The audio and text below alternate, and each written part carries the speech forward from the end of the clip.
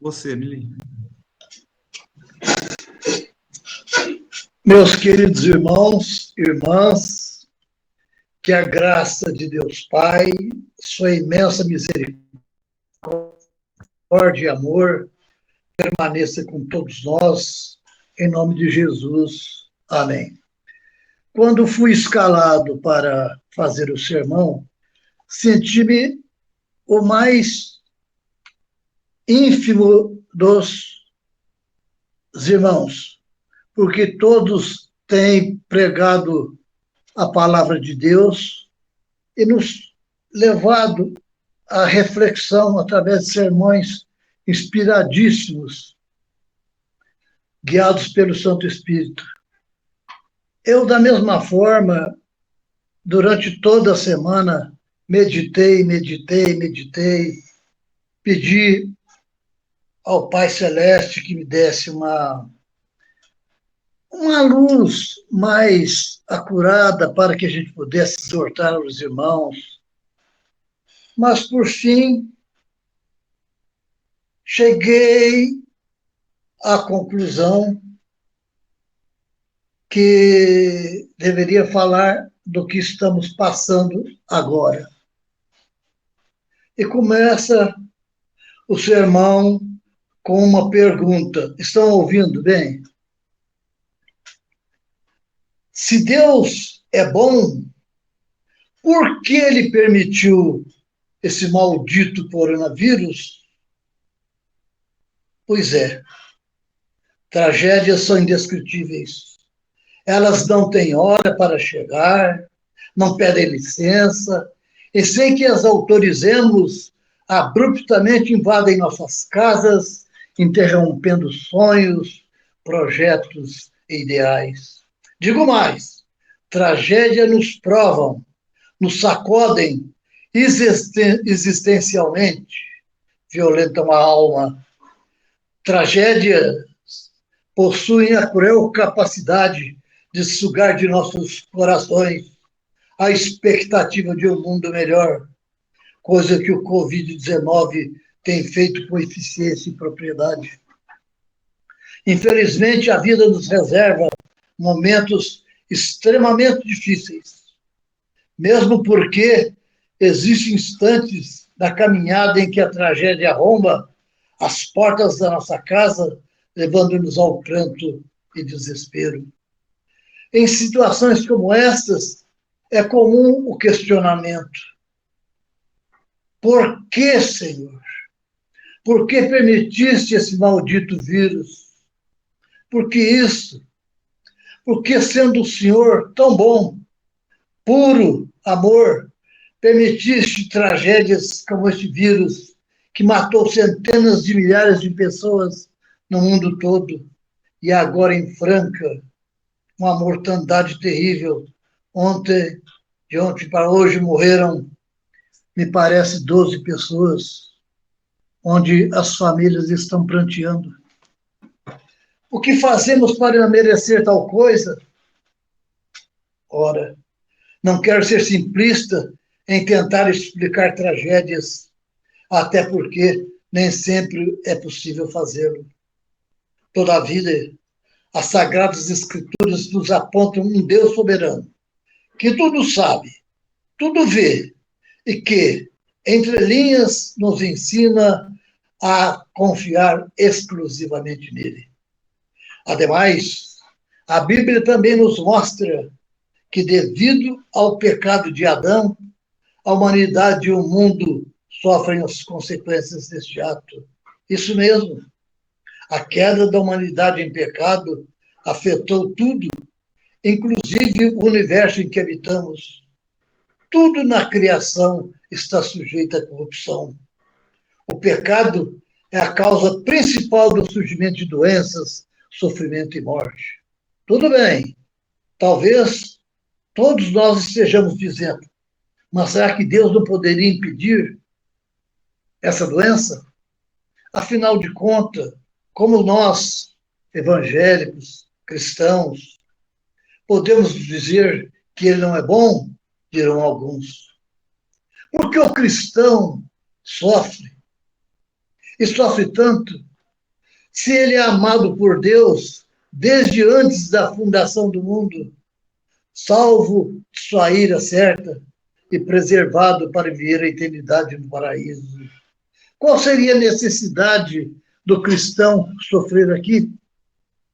Essa pergunta ganha mais peso, principalmente se considerarmos o tipo de teologia que ensina vitórias sobre os males, curas de doenças e prosperidade financeira. Qual seria a razão de um cristão sofrer?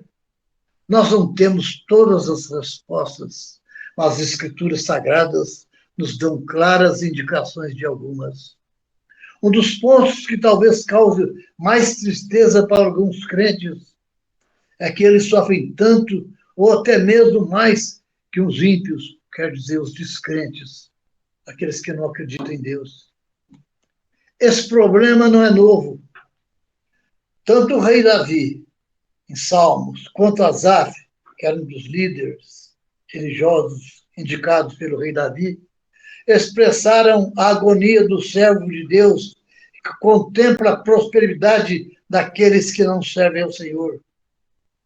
Dizem, não te indignes por causa dos malfeitores, nem tenhas invejas dos que praticam a impureza.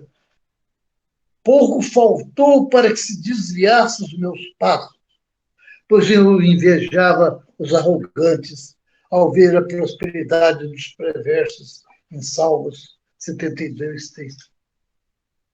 O salmista relata que para os ímpios, quer dizer, os que não acreditam, não há preocupações, pois seus corpos, além de eles não se cansarem como os outros mortais, já que nós vemos um problema comum, é a inveja. Quando nós, os cristãos, desviamos os nossos olhos para as providências de Deus e do futuro que aguarda tanto como os ímpios, se esses não se arrependerem, nasce um desejo pecaminoso em seu coração, como veremos adiante. O cristão deve manter seus olhos fitos nas promessas de Deus para não ceder à pressão, principalmente em relação às promessas que se referem a Deus. Pois esse sofrimento só está reservado aos seus filhos, porque ele deseja que esses vivam em santidade, conforme declara Hebreus. Na vossa luta contra o pecado, ainda não tendes resistido até o sangue, estáis esquecidos da exortação, que como a filhos discorre convosco. Filho meu, não menosprezes a correção que vem do Senhor, nem desmaies quando por eles é reprovado. Porque o Senhor corrige a quem ama e açoita a todo filho a quem recebe. Vemos repetidas vezes Deus disciplinar o povo de Israel por considerar o filho. Sabe, pois, no teu coração, que como um homem disciplina seu filho, assim disciplina o Senhor teu Deus. Deuteronômio, Jeremias e outros. Nem todos os de Israel eram de fato israelitas, em Romanos. Ou seja, nem todos os indivíduos da ação de Israel eram verdadeiramente filhos de Deus. Mas a disciplina atingia todos indiscriminadamente. Deus agia para que seus filhos pudessem ser quebrantados se voltassem para ele em arrependimento. O objetivo de Deus na administração da disciplina aos seus filhos é sempre o bem. Ele nos disciplina para aproveitamento, a fim de sermos participantes da sua santidade. Hebreus. Também podemos colocar nesse bojo todo o sofrimento que todos os cristãos passam por sua fidelidade a Deus. Escrevendo a seu discípulo Timóteo, o experiente Paulo diz: não te envergonhes, portanto, do testemunho do nosso Senhor, nem do seu encarceramento, que sou eu. Pelo contrário, participa comigo dos sofrimentos, a favor do Evangelho, segundo o poder de Deus. 2 Timóteos. Mais à frente, O apóstolo nos dá certeza de que uma vida comprometida com os valores do Reino de Deus nos reservará problemas. Todos quantos querem viver piedosamente em Cristo Jesus serão perseguidos. 2 Timóteo. Jesus Cristo também foi enfático na relação que há entre segui-lo e sofrer as consequências dessa decisão. Lembrai-vos da palavra que eu vos disse. Não é o servo, seu Senhor, e que se me perseguiram a mim, também perseguirão a vós outros. Se guardaram a minha palavra, também guardarão a vossa. Em João. Enquanto vivenciamos uma realidade de pregações que prometem todos os prazeres dessa vida, ao que se integrar em Jesus Cristo, as promessas das suas palavras seguem na direção oposta. Encontrar o consolo que vem de Deus, os cristãos sofrem quando não deixam mais em meio a seus padecimentos. As promessas que Deus faz com respeito ao sofrimento de seus filhos são fortalecedoras. Vamos ver alguma delas. O sofrimento do cristão é passageiro. Escrevendo aos nossos irmãos do passado, o apóstolo Pedro afirma que eles deveriam exultar por causa do plano da salvação que Deus concedeu. Diz ele, embora no presente, por breve tempo, se necessário, sejais contristados por várias provações. E ainda, sofrimento iguais aos vossos estão se cumprindo na vossa irmandade espalhada pelo mundo. Com certeza, os sofrimentos do crente estão condicionados, no máximo, a esta vida. Talvez julguemos que anos a fio de aflições sejam muito tempo para aqueles que passam por elas.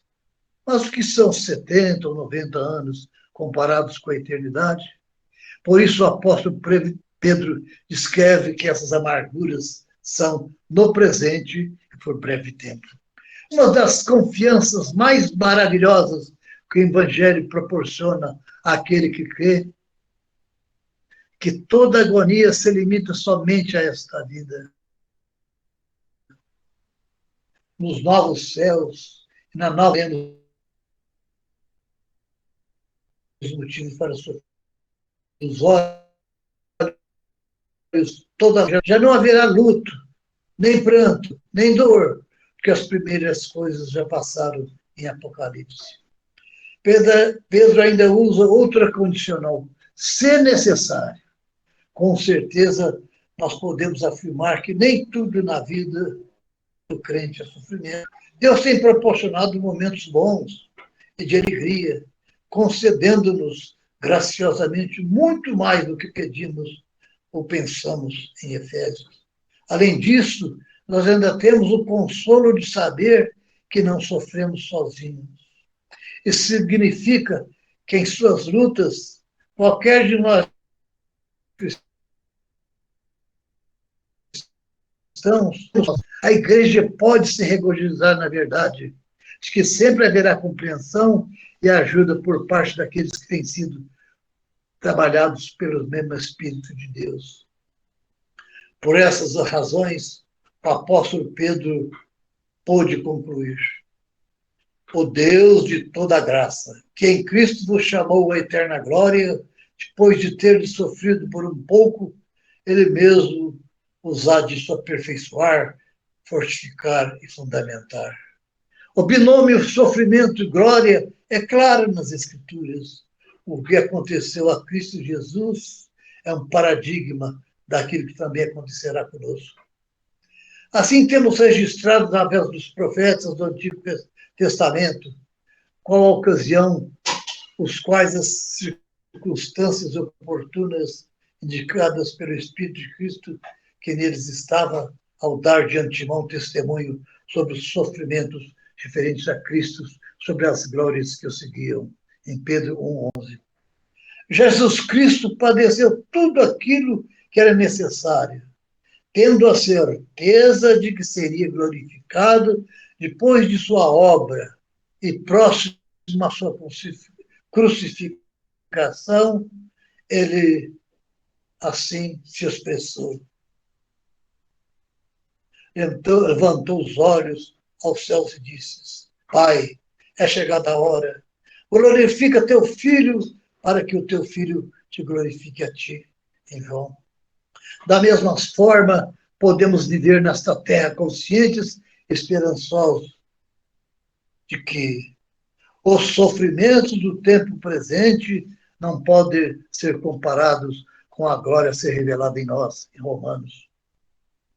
Veja como é interessante perceber que a palavra de Deus redireciona nossos pensamentos à certeza do futuro enquanto passamos sofrimento nesta vida.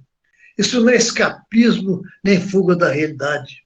Pelo contrário, é a própria realidade futura que, filtrando nossa visão do presente, faz-nos esperançosos e jubilosos, aguardando o que está reservado para nós. Nós não somos chamados à preguiça, à inércia no tempo presente. Ao contrário, devemos trabalhar, nos esforçar, tendo convicção do que nos aguarda. Por isso, o apóstolo Paulo termina o capítulo 15, no qual se trata da ressurreição, nesses termos. Meus amados irmãos, sede firmes, inabaláveis e sempre abundantes na obra do Senhor, sabendo que no Senhor vosso trabalho não é em vão. Enquanto estivermos nesta vida, não devemos ansiar o porvir, chateados ou tristes. Pedro nos inspira, dizendo: alegrai-vos na medida em que sois coparticipantes dos sofrimentos de Cristo, para que também na revelação de sua glória vos alegreis, exultando. Neste pequeno sermão, procurei enfatizar as verdades apresentadas nas Escrituras a respeito da soberania de Deus e como relaciona com toda a sua criação, especialmente com os seres humanos. Essa exortação, creio, continua mantendo seu caráter prático. Esperamos em Deus tudo que vimos tenha servido para a edificação do povo de Deus e para conduzir a igreja a uma vida mais santa e poderosa. Como temos afirmado, tem dirigido a história do universo conforme os seus santos propósitos. Isso diz respeito não apenas aos homens do passado, mas à nossa própria história. E já indo para o fim, dizendo todas as coisas que vivenciamos, as experiências boas e ruins, procedem da poderosa mão de Deus. Provavelmente, para chegarmos onde chegamos, nós já tenhamos passado pelo vale da sombra da morte, em Salmos. E a realidade que o cerca pode estar minando a sua confiança no amor e no cuidado de Deus por nós e por você, para todos nós. Perdas dolorosas, angústias nos relacionamentos, depressões ou consequências produzidas pelo medo e pela ansiedade podem estar corroendo o nosso relacionamento com o Senhor e com aqueles que estão próximos de nós. Não há nada que o homem diga ou faça que não há nada fora da Bíblia que possa ajudar. Destacamos duas promessas muito preciosas que recebemos de Deus. A primeira é: sabemos que todas as coisas cooperam para o bem dos que amam a Deus, daqueles que são chamados segundo o seu propósito. Essa promessa tem a ver com o nosso sofrimento. Deus está garantindo que todas as coisas cooperam para o nosso bem. Ele não está garantindo que compreenderemos tudo o que passamos, nem que nos alegramos com tudo, mas que tudo está cooperando para o nosso bem.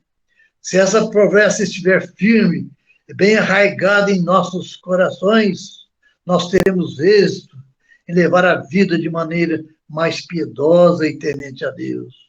Outra promessa: respeito ao futuro glorioso. A vontade de meu Pai é que todo homem que quer vir a filho e nele crer tenha a vida eterna. E eu o ressuscitarei no último dia, em João. Essa promessa é maravilhosa, pois já nos apresenta a garantia de que não permaneceremos na morte. Mais do que isso, a semelhança do nosso Senhor, ressuscitaremos para a vida plena e eternamente com Ele e todos aqueles que creram no seu nome. Por isso, não devemos temer aqueles que podem matar o corpo e nos fazer mal, porque isso é o máximo que eles podem fazer, diz Lucas. Como pertencemos a Deus, estamos assegurados das suas mãos. O futuro de glória é certo, é verdadeiro. As coisas que padecemos servem para preparar nosso caráter e fortalecer a nossa fé, transformando-nos à semelhança do nosso Senhor Jesus Cristo. Amém. Não deixemos que os sofrimentos desta vida retirem de nós a esperança de um futuro glorioso. Os sofrimentos que os crentes enfrentam são reais e têm vários motivos. Eles demonstram a futura glória e devemos despertar em nós uma confiança inabalável na providência e no coração de Deus e no amor que Ele tem por nós, concedendo-nos condições de viver no tempo presente, sensata, justa e piedosamente, conforme Timóteo. Por quais motivos nós temos sofrido? Será que você sofre mais por causa das consequências de seus pecados ou por ter uma vida piedosa? Você confia nas promessas de Deus? Por fim, concluo esse texto afirmando que o Deus revelado nas Escrituras não é um déspota masoquista, que tem o prazer da dor e do sofrimento dos homens, seus filhos. Nosso Senhor usa as agonias e angústias da vida no intuito de que a humanidade enxergue a sua fragilidade, a sua pequenez, a sua finitude, bem como seu estado de rebelião para com Ele, entendendo assim a necessidade de voltar-se a Ele, reconhecendo-o como o único e suficiente Salvador. Pensemos nisso, em nome de Jesus. Amém.